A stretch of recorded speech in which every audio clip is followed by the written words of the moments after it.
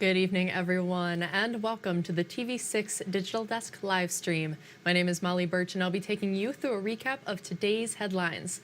This stream runs every night starting at 8/7 Central Time from Sunday to Thursday. You can find us streaming on both Facebook and YouTube, whichever platform you prefer. It feels great to be back with you guys after my little vacation.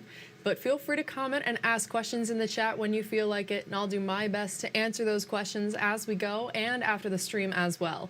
With all of that business out of the way, let's take a look at our first story for tonight. First Lady Jill Biden is set to hold a campaign stop across Michigan, with Marquette as her first stop.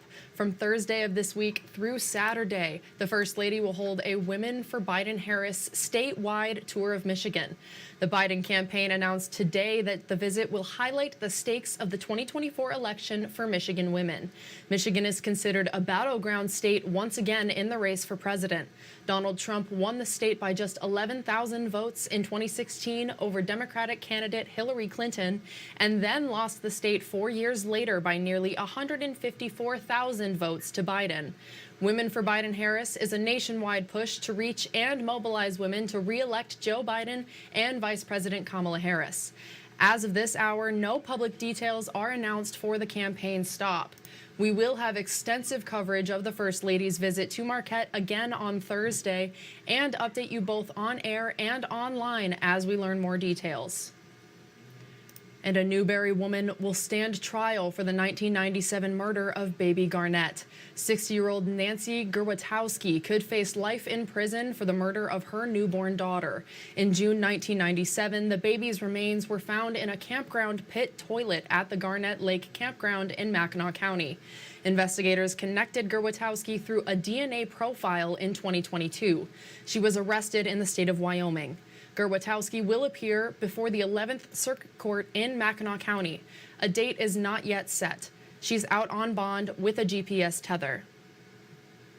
And a nursing home in Marquette County is expected to close within the next 60 days. Mission Point Healthcare Services announced today its nursing facility in Ishpeming is no longer economically viable and will close. The facility currently has 33 residents.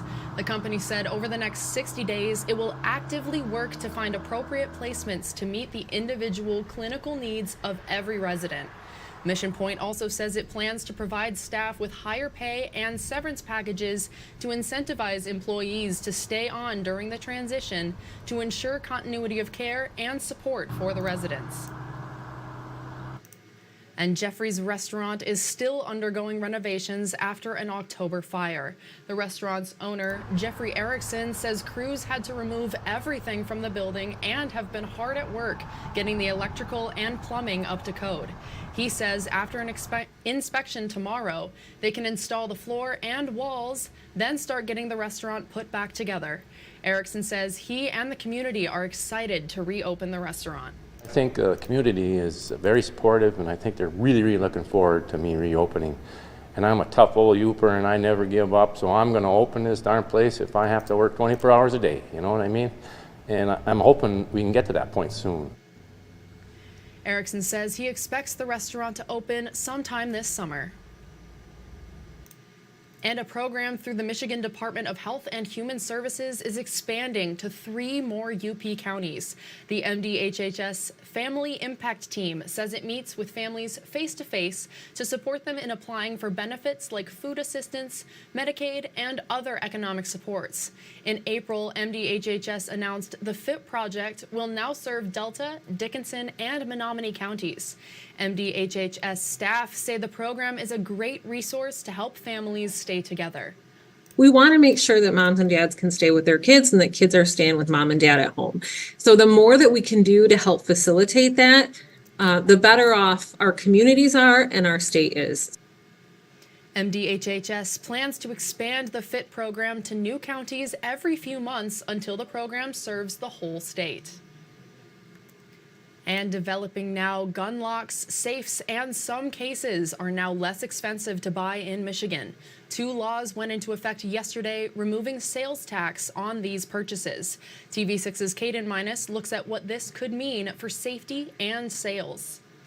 Here in the state of Michigan, purchasing gun safes, locks, and even some cases just got a little more affordable. As of yesterday, 2 laws exempt these devices from Michigan's 6% sales tax. The owner of Wilderness Sports in Ishpeming says this may surprise some customers.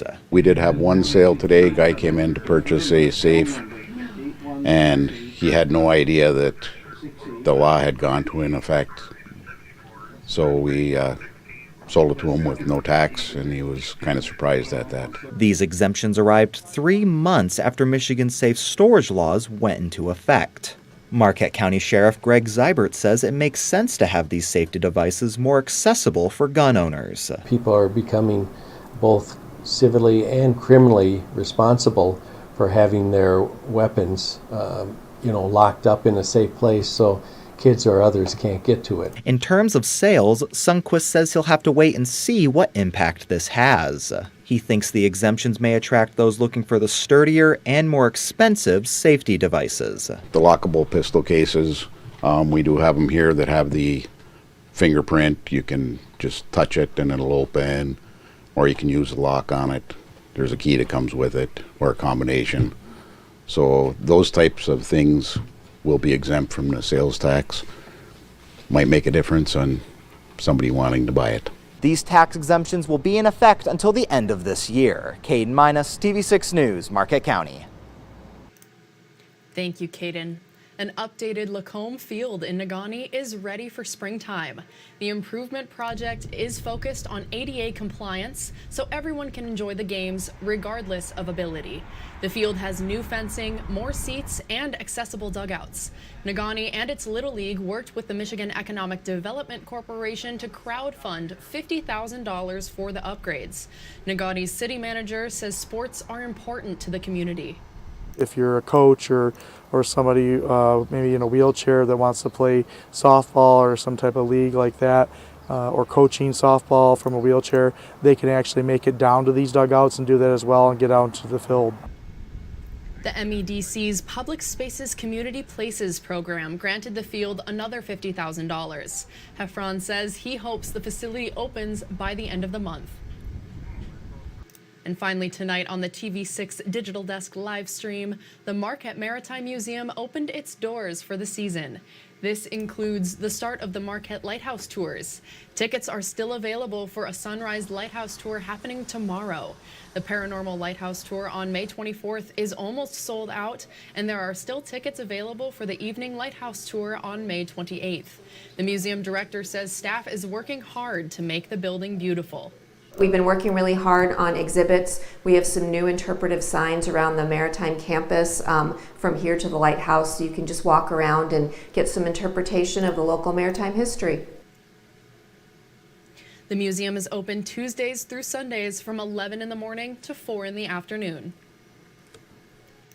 And that's all the stories we have for you tonight. Be sure to tune in right back here on Facebook at 8:45 tomorrow morning. TV6's Mandy Koskela and Michael Sobek will recap top stories from the morning on their show, Beyond Your Morning News.